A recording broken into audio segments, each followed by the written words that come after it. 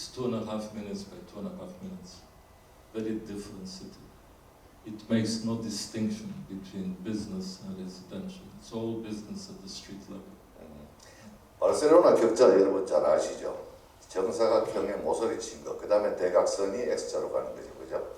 그래서 그거는 굉장히 that was by architect or urban designer, Livio, Barcelona designer. Seda. Who designed it? Yeah. Cerda was the name of the architect. Cerda. That's about the dimension. Manhattan is about the time. 2.5 minutes by 2.5 minutes. But that's business dimension. At street level. Barcelona street level, no residential dimension. Right. 그러니까 바르셀로나는 그런 시간적인 차원이 없다는 거죠. 다이멘션이 없다는 겁니다. 그래서 이상 사실 좀 굉장히 지루합니다. 걸어보면. 네. Barcelona during the Cerda plan was very powerful business, very strong, like New York. But the people in Barcelona didn't understand that you need to keep the worker happy to make profit. They just wanted to make profit everywhere. 2.5 minutes, 2.5 minutes, just money. And eventually, they had a very strong uprising, communist uprising, in the 1900s, 1910, and then the Civil War in 1930, 35 against Franco.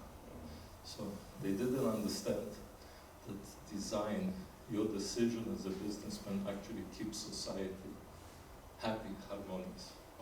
프랑코 시절에 바르셀로나는 1900년도, 1930년도 정도까지 그 그리드가 만들어진데 2분 50초, 2분 50, 2분 50 걸어서 거의 그 정사각형, 그러니까 모서리 친 정사각형이죠, 그죠? 그걸 걷는데 여기는 사실은 센트럴파크가 없잖아요. 그러니까 공산주의 아이디어는 말하자면 쉴 데가 없으니까 생산력이 오히려 떨어진다는 거죠. So this crazy businessman in New York in 1850, they understood that the infrastructure of the city must be built once and last 300 years. That's the most expensive thing you do, put water, electricity, all these things. So they built the city so the city doesn't have to really change drastically for 300 years. 그러니까 뉴욕을 만들 때 1850년도, 11년도에 그리드 디자인이 됐고 계속 이제 그 뒤로 만들어집니다. 어쨌든. 근데 그걸 만들 때 도시 하부구조, 인프라스트럭처는 300년을 보고 만들었다는 거죠. 그래야지 300년 동안 변화가 없을 수 있다. 전제하에서 그렇습니다. Infrastructure is the most expensive part of an investment. So when I used to work for City Planning Commission, 1973, I worked for 6 months. Then I left because they were all thieves and gangsters and liars. 1973년도에 뉴욕시에서 말하자면 뭐 우리로 치면 건축위원쯤 되죠. 6개월 일했는데 6개월 하고 떠났답니다. 전부 다 도둑놈들이었다. I found out something very strange, and I want to tell you. In 1973-74, the average built volume for the island of Manhattan was 4.5 story high. 73년도에서 75년도 사이에 맨하탄의 저 마철과 가득 찬 섬의 평균 건물 높이가 less than 6 story, 5.5. 4.5 story. 4.5. In 1974. 74년에 4.5층이 평균이었답니다. 4.5층. So today, probably the average volume, built volume of Manhattan, the height is maybe 5 stories, 5.2 stories. 지금 아마 5층이나 5.2층 좀 안 되겠느냐 이렇게 봅니다. So if you understand this, please do not be romantic and think of Manhattan as skyscrapers like this. That's an ugly one, new one. This is, I don't know, 140 stories high, built on a very small piece of land. Okay. So you think Manhattan is skyscraper, and I think Manhattan is a house 5-story high. So don't allow image to interfere with your understanding of what a city is. So these businessmen in 19th century, they built for a city which is 5-story high, and it still works today. 그러니까 처음에 맨하탄에 19세기에 도시계획했던 사업가들이 전부 다 5층짜리 건물을 다 지었는데 5층짜리 건물은 사람이 엘리베이터 없이 걸어갈 수 있는, 물론 조적조로 해가지고 걸어갈 수 있는, 거의 더 높이는 올릴 수 있습니다만 지쳐가지고 그 다음에 못 올라가죠. 그래서 처음에 5층 했는 거가 여전히 유지된다. 지금 그러니까 여러분이 보여지는 뉴욕의 맨하탄의 이미지를 가지고 뉴욕을 평가해서는 안 된다. 그냥 이걸 그런 겁니다. 보여서 뭐 맨하탄은 전부 다 5층 건물만 있다. 그런데 자기 생각에는 맨하탄은 여전히 5층짜리다. 이렇게 보인다 이거죠. So for example, here in Guimet, the height of Guimet, volume-wise, is maybe 2 meters. 기메는 아마 평균치면 2m 정도 될 겁니다. Average. 평균. 예. Okay.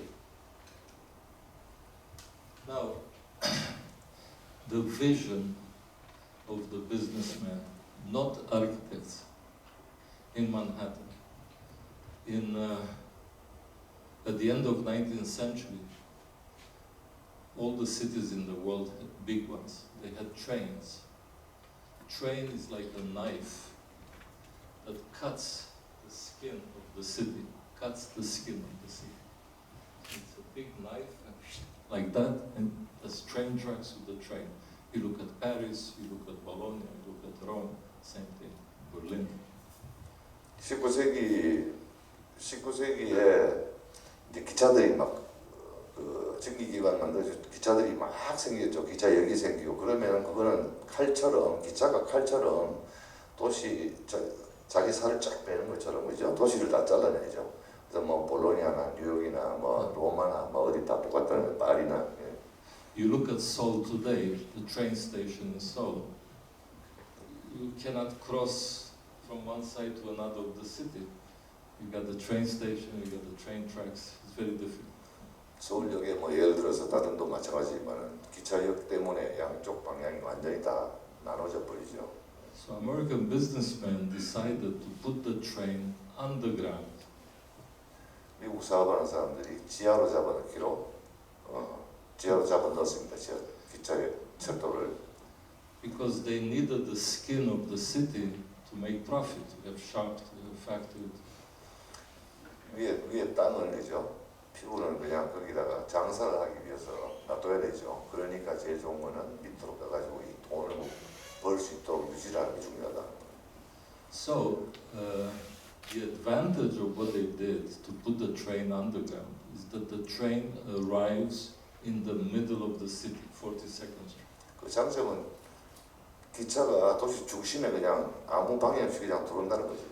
So you come underground, you get out of the train station, you go up, you get out, you're in the middle of the city. You don't have to take taxi, nothing. 뭐 대중교통 이용 안 하고 그냥 뒷장에서 내려가지고 바로 나오면은 도시 중심에 그냥 떨어진다는 거죠. 지하로 가면. This is an unbelievable lesson in urban design, and it's made by businessmen.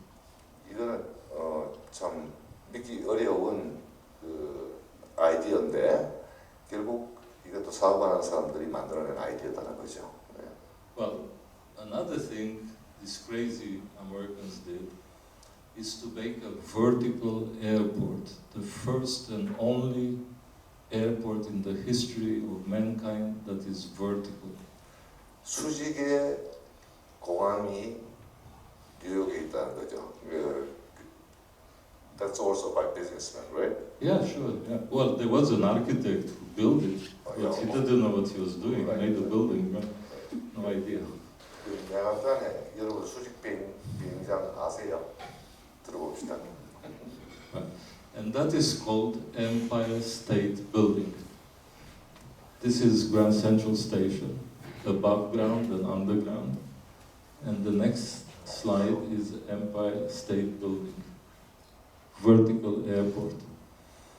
36th Street, 34th Street, 36th Street. 34가 36가 사이에 여러분 보면은 가보신 분은 알겠지만 저게 이제 수직 비행장이죠. So you have Empire State Building, and at the top, from here to the top, is an airport for zeppelins, for balloons, for blimps. So you can see here, 1931, you can see zeppelins with passengers coming to Empire State Building. They get out of the zeppelin, they take the elevator, they go down. They're on 34th Street, middle of the city. 그러니까 제플린 아시죠? 수소로 해가지고 붕 뜨는 거. 저게 나중에 얼마 있다가 화재로 해가지고 더 이상 상용화는 안 됐는데 저때 수직공항이 에어포트가 생긴 거죠, 그죠? 그래서 엘리베이터로 계속 올라가고 엘리베이터로 올라가가지고 저게 I think it's 102 story high. 102층에서 그 다음에 바로 제플린 타고 여행하고 실제로 그렇게 했습니다. 돈 많은 사람들 그렇게 왔다 갔다 했죠. Okay, so I used to work. I was the first man who worked for Rem Koolhaas in '74.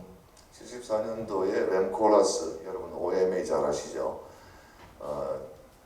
그 미국에 왔을 때 when he was in New York, right? You met him.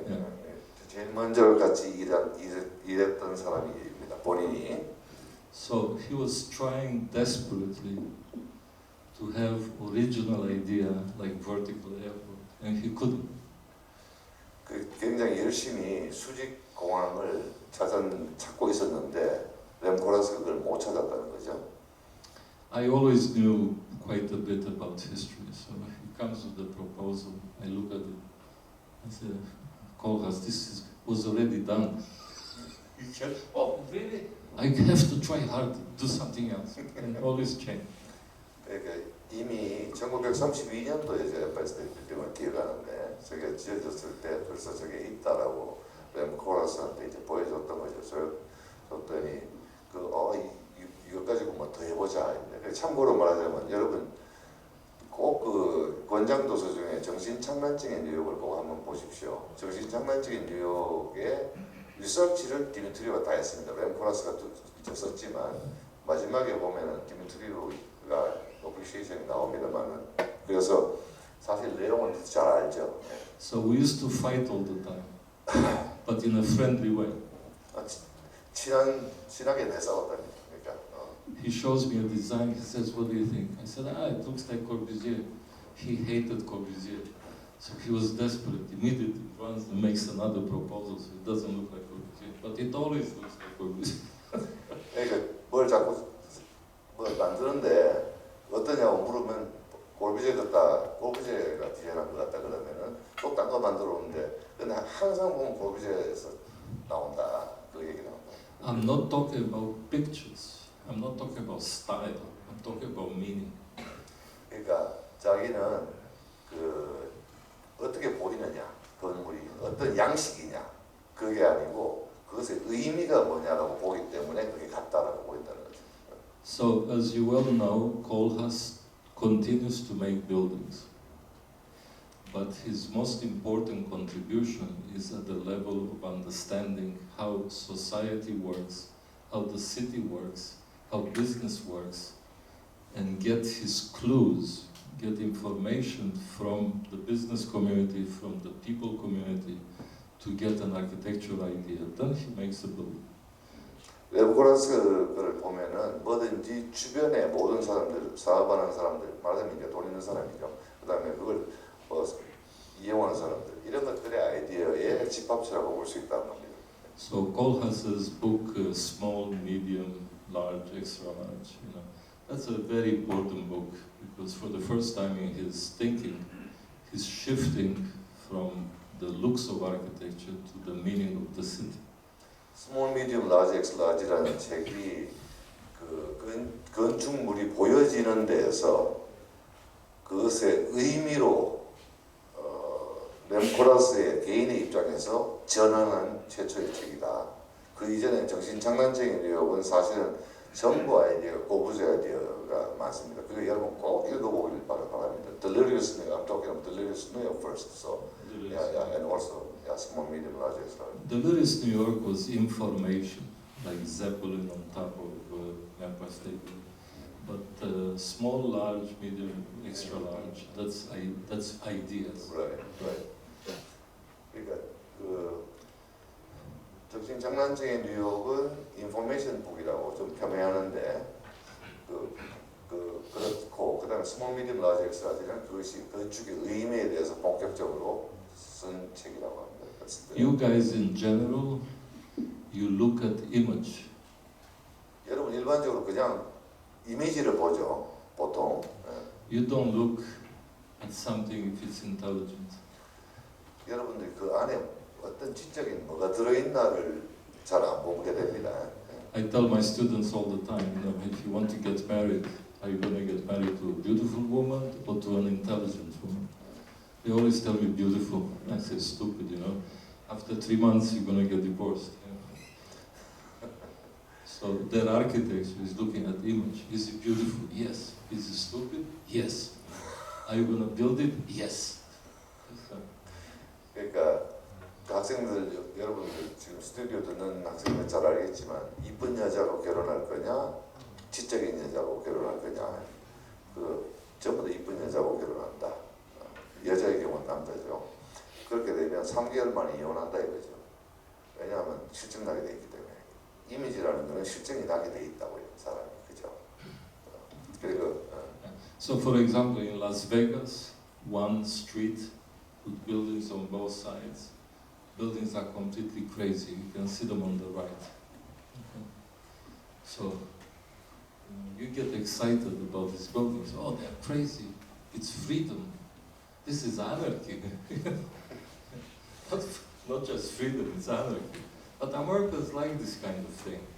Complete freedom. You make mistake, you make good solution, you learn. Next time